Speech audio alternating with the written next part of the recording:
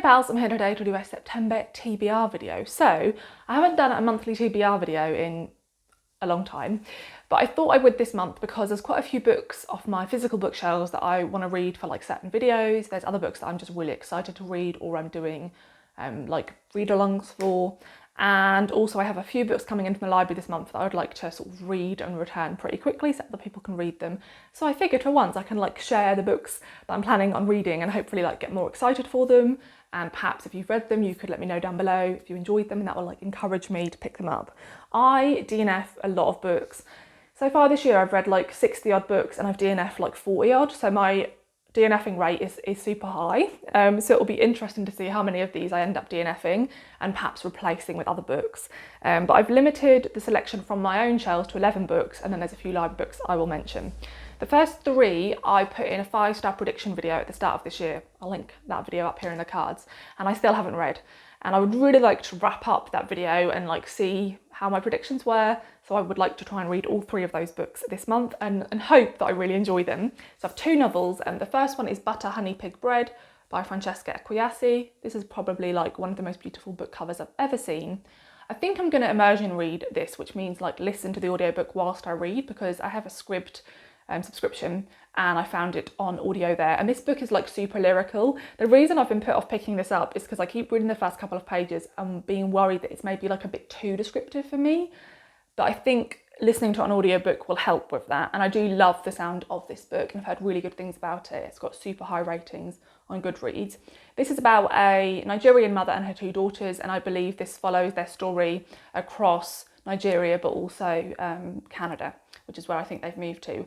And it's supposed to be beautiful, and I really like reading about mother-daughter relationships and also sibling relationships, so hopefully I enjoy that one.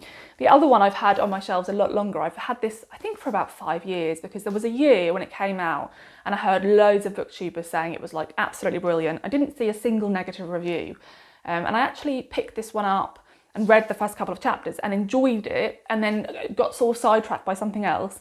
And I find when that happens, I never go back to those books, because I convinced myself the reason I put them down is because I wasn't enjoying them, when actually I was. It was just probably other stuff was going on in my life at the time. That book is Cantoras by Carolina de Robertis. This sounds amazing. It's set in the 1970s in Uruguay. We follow a group of I think 5 queer women who have like romantic but also friendship relationships with one another, and they keep meeting at this location that is I think on like a secluded beach somewhere, and sort of build this relationship over the years. And this is at a time in the country's history when a lot of queer people are being sort of collected up and questioned, imprisoned, so it's quite dangerous for them to meet one another. But I've heard that this is a really sort of hopeful novel filled with sort of love and friendship, so I'm hoping to enjoy this one, and also has an amazing cover. And then the non-fiction I have, this one came out in January this year, and I pre-ordered it, and I'm really annoyed I haven't picked it up yet. The only reason I haven't picked it up is because I know a lot of this stuff. The book is, let me explain. The book is This is Vegan Propaganda and Other Lies the Meat Industry Tells You by Ed Winters. Ed Winters is the reason my partner and I went vegan. He is a vegan activist. He started on YouTube. This is his first published book. And we watch like all of his videos. So all the information we have on the reasons we went vegan, we sort of found from his videos, and then other ones are recommended in articles. So I know a lot of this stuff. But also it's really depressing stuff. If you've ever looked into like the dairy industry or any of these things, it's super fucking bleak and horrible. But I really want to support him, and I also really want like a reference tool that's like more easily referenceable than like a video, for example. So I definitely want to read it, but I just have to be in the right mindset because this is clearly going to be heartbreaking. So there is that one.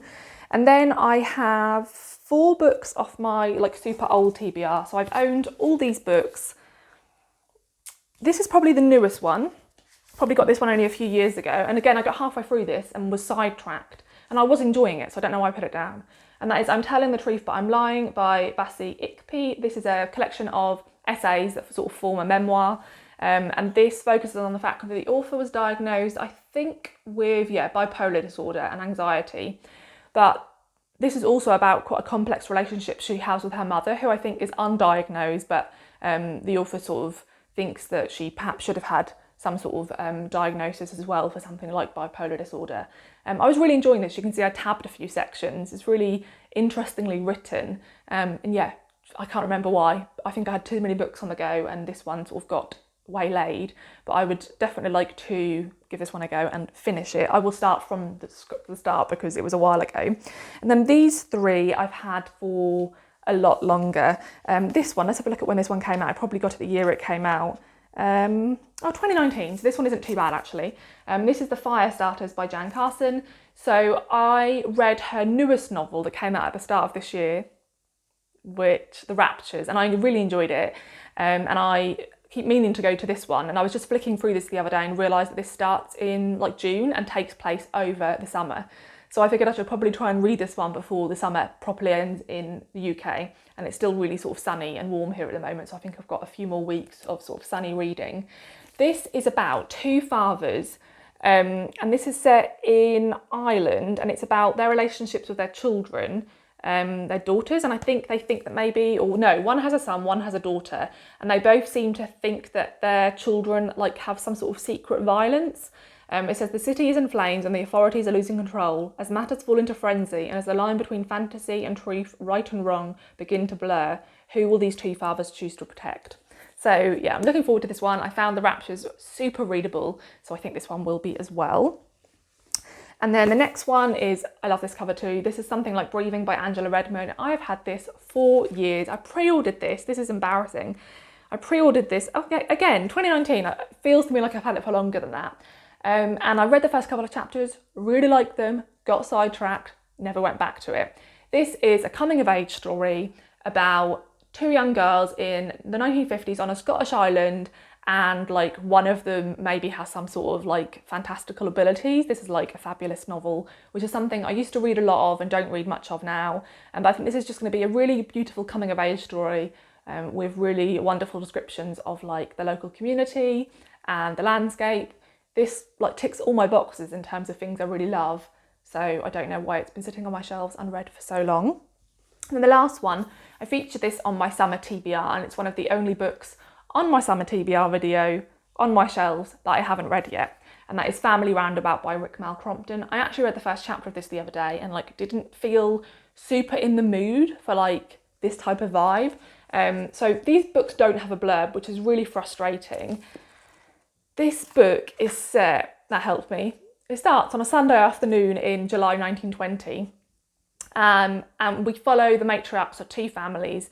Their husbands have both died, and they have quite a few children each, and their families sort of become entangled with one another. And you follow the story of these two families and their entanglement, but predominantly you focus on these two matriarchs, which is something I think is really interesting. But I have to be in the mood to read like that sort of modern classic where people are quite like la-di-da, well-to-do, and have sort of afternoon tea, and where some of the characters are like a bit annoying and on the nose. So I will probably pick this one up like in a couple of weeks when I'm like hopefully more in the mood for it. But yeah, this is on my summer TBR. I would like to read it while it is still sunny. And then the next few are books that I have picked up this year. The first one I was sent right at the start of the year, and it came out in March, and I still haven't read it, so that's quite bad. This is an advanced reader's copy of Our Wives Under the Sea by Julia Armfield. I've heard really great things about this, and now the evenings are a bit darker, I would like to pick this up. And this feels like the sort of book I should read when it's dark outside, because it's a bit like gothic spooky, I think. It is about a married couple, two women, and one of the women is like a marine biologist or something, and she comes back from an expedition and she appears sort of changed, and she says really weird things, and it says that she like may have brought something back with her. And it says, moves fluidly between horror story and love story, the gorgeous and the grotesque, which sounds fantastic. I read this author's short story collection, which was called Salt Slow. I didn't love it as much as I hoped, but I enjoyed it enough that I was intrigued to sort of see what she brought out in novel form, and I really like the sound of this novel, and also think this is a great cover, so would like to read this one during the darker evenings. A book I am partway through, as you can tell by all the tabs, is An Indigenous People's History of the United States by Roxanne, Dunbar, Ortiz. I am only about 80 pages in, which is probably a third of the way through this one, and I put it down. It's just been too hot. I've barely read in the last couple of months. It's been absolutely horrible. It puts me off reading, and this is obviously quite a serious book with lots of sort of facts and statistics that I want to make sure I take in, and I just wasn't taking it in. So now it is getting a bit cooler. I'm going to go back to this and finish it. I think I picked this one up in May. It's a book I've had on my list as a book to pick up for years, and I'm enjoying it, so I'd like to finish that one. The next book is part of a book club which I've recently joined, and is sort of hosted over on Discord, and this is the September book. There's going to be a book every other month, and I think predominantly they will be sci-fi fantasy, and this one is a science fiction book which I haven't read many of, and that is Unconquerable Sun by Elliot. I'm a bit annoyed with myself because after I ordered this, I checked and the library have a copy, so I should have just borrowed it, but it was too late to cancel the order. So hopefully I enjoy it. I haven't read any of Elliott's books. She's written loads of fantasy series and also a few science fiction series, and I've heard really great things about her writing in general. This sounds like a sort of pretty sort of epic sci-fi sort of space opera, I guess. We're following a princess who, it says, she's going to be like the heir to the throne, but these people decide to kill her. I don't know, because they're trying to like overthrow the throne. It says to survive, the princess must rely on her wits and her companions, her biggest rival, her secret lover, and a dangerous prisoner of war. So yeah, sounds pretty epic. So I'm hoping to enjoy this one, and like I said, I'll link the information about the book club above and down below. Then I have like a sort of historical medieval type fantasy book. I've realised that I really enjoy books set in this era, especially if they have like a touch of the fantastical. And this book is Hild by Nicola Griffith. This is set in the 7th century, and we're following the king of Northumbria and his niece Hild. And I think these are like real people, and she could see prophecies. And so her uncle like uses her to sort of tell him what's coming in the future. And it says that she's also a valuable weapon. The stakes are life and death for Hild, for her loved ones, and for the increasing numbers who seek the protection of a strange girl who can see the future and lead men like a warrior. I've heard this is really slow paced, which is something I enjoy. And I've read the first few pages, and this is like beautiful nature descriptions. So I think this could be like a good book to take me into autumn. It sounds like when it opens it's late summer, so like timing wise that feels ideal, and I'm hoping this could just be a really cosy read to read as the evenings start to get darker. And then I have a few library books I'd like to read before the end of the month as well. This first one was also on my summer TBR, and I'm hoping to pick this up in the next few days, and that is Milk, Blood, Heat by Dantiel W. Moniz, and this is a short story collection. I've heard really great things about it. It's set in Florida, and it says, reading this is like holding your breath underwater while letting the salt sting your fresh wounds. It's exhilarating and shocking and even healing. And yeah, heard fantastic things about this. Really in the mood for short stories, so hoping I will really enjoy this one. Then another short story collection that I've requested at the library is How to Pronounce Knife. I've heard amazing things about this one as well. Came out a couple of years ago. I think the author is from Laos, but also I think perhaps was born in Canada. So I think the stories take place like across both countries and perhaps like other countries as well. And yeah, just heard loads of amazing things. I'm not sure if these like touch on being fabulist or not, but I've heard that some of them can be quite dark and twisted, which is something I'm always interested in. And then lastly, this is a book I'm going to be collecting from the library tomorrow. I have The Saint of Lost Things by Tish Delaney. Tish Delaney is an Irish author. This is her second novel. I really want to read her first novel as well because that sounds excellent too. So hopefully I'll enjoy this one and then go back to her first one. This has a theme that is something I really enjoy, which is sort of like two timelines.